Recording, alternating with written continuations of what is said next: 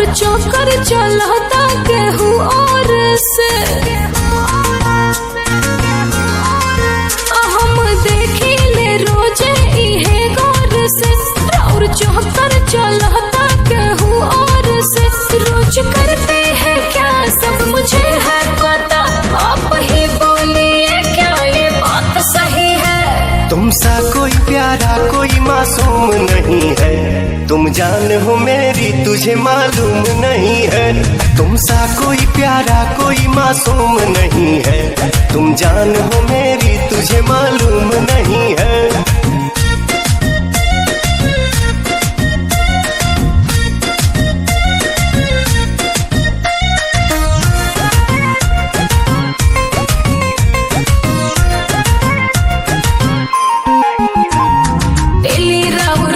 जना लागल रहता दिल पर हाथ धके देखई का कहता।